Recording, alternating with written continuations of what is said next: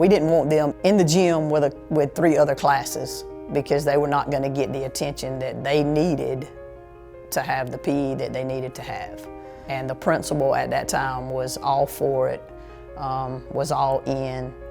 And Kent Sparks was the principal at that time, was the one that came up with the best buddies.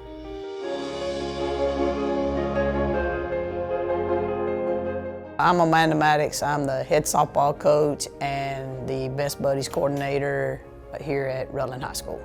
I've actually been on this campus since the school opened 20 years ago. About 3 years after I was at the high school, our access kids came back into this building. They were not in this building.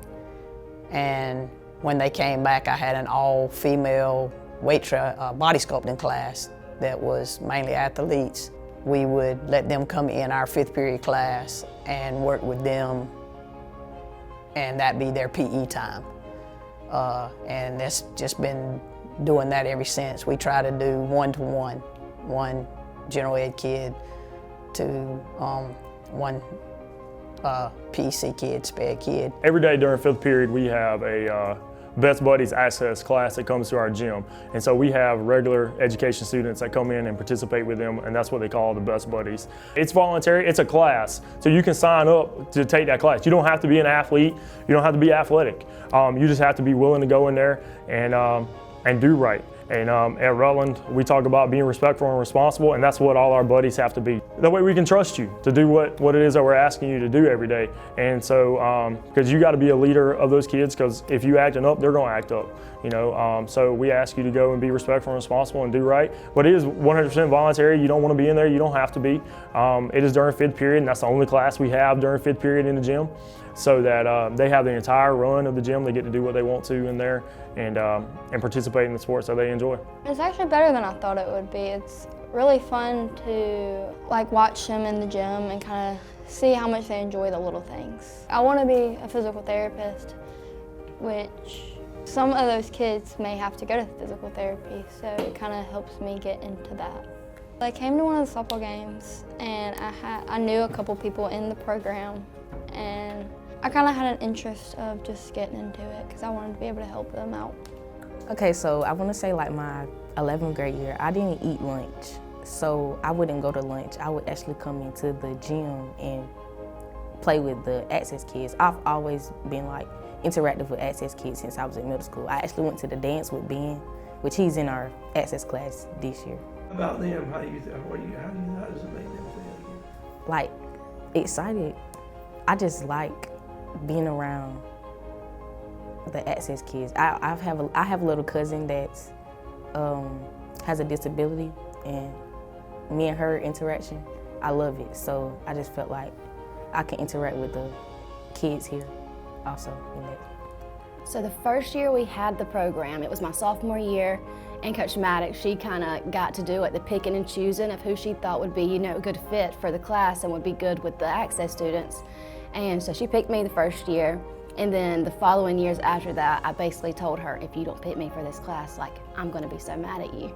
Because it's different when you're in there, and it's because in their minds, all they want is to have a friend and just to feel wanted or have some attention, and just being able to give that to them and hanging out with them, and you can just see how good it makes them feel, and that just automatically makes you feel good. It was definitely my choice. Even when I graduated, I got so close to one of the access students, they let him sit beside me at graduation because they knew he's not about to listen to nobody else. He's only gonna sit with Maggie, so. So it's not something you see every day, and it's not something you see in every school. So initially, as an administrator, I was like, is that okay? Don't we need an adult to do that or be there? And so quickly, it shifted my mindset to, if there's anything that an adult can do, a student can also do it. If we're training our future leaders in our community, then we can't expect them to flip that switch upon the day of graduation. It starts as soon as they enter the door.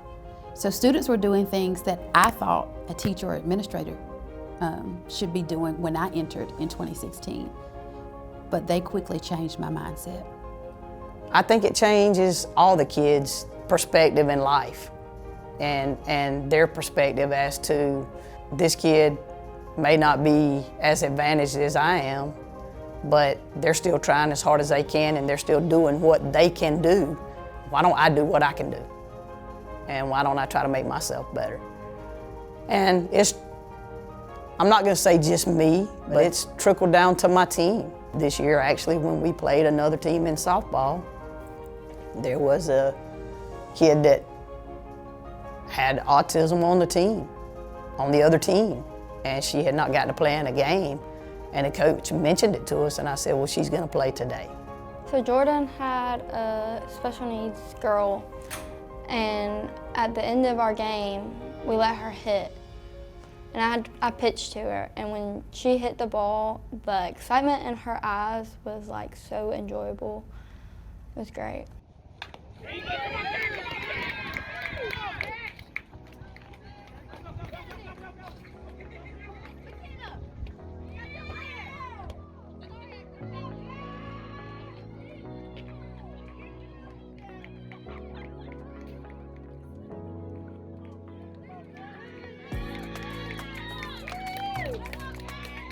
She just smiled and was elated when she got that hit that night and ran around those bases for her home run.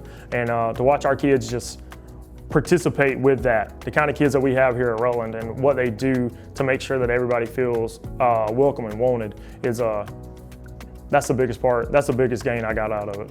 After the game, I told them, I said, y'all, it wouldn't have mattered if we won or lost, that was gonna happen.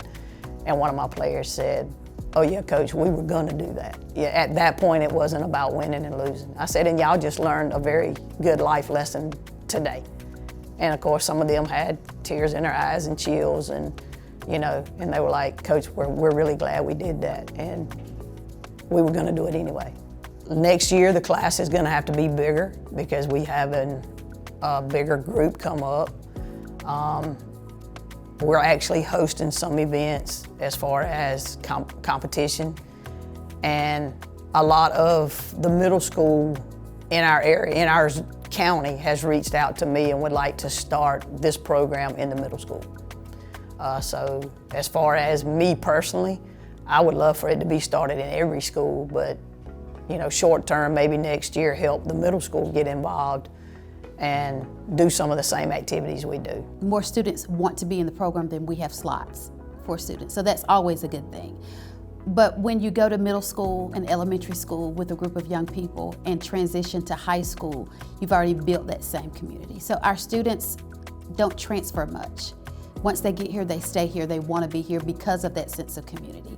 And I have to say at Rutland High School, there isn't a place where anyone is left out. From the general education student to the special education student, we find the sweet spot, so to speak, and we cultivate that sweet spot. Every kid is different. And so as adults, we recognize and can identify those differences and pair those students together so that they grow together, but they learn more about themselves and each other, and it just builds a better community overall. Personally, I never thought I would be a teacher. Like I don't know, but when you're around them, you're kind of teaching them without trying to. Like you're not trying to be their teacher, you're just trying to be their friend and hang out with them.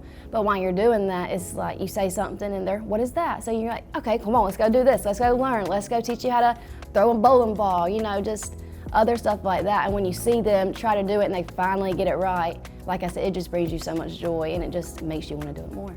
They're just like us, it's nothing wrong with them. Like, it's like having a normal conversation or interaction with your little sister or your little brother. I would recommend them to get in the program, but I would also tell them that you have to have patience and you have to be willing to listen because they like to come up and talk to you. It's actually really nice because they'll just come up to you and talk to you about how their day was and what they did in class and just all the random little things. Don't get me wrong, I love the Access Kids with all my heart, and most people do, but it really isn't for everybody. But if you even think for a split moment that you could like it or you may like it, you're probably gonna love it. So I would encourage 100%, try it out if you even have like the slightest idea about it. This is a wonderful program, and it's always a great day to be a Hurricane. That's our slogan here at the school. Yeah, we have to get that in. It's a different sense of pride and thankfulness. I'm not going to be here always. And you want to know that you leave a place better than you found it. Even on your worst days, when those kids come in, they don't have to hit a home run. Or when you see the interaction between all kids, whether they have a special need or not, it just gives you a different outlook, and I believe it teaches all of them something about life and about being good people, and that everybody's different in their own way.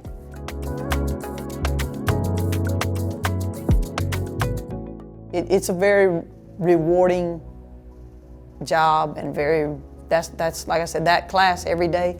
On my worst day, I look forward to that class. And you will find something about that class that brightens your day.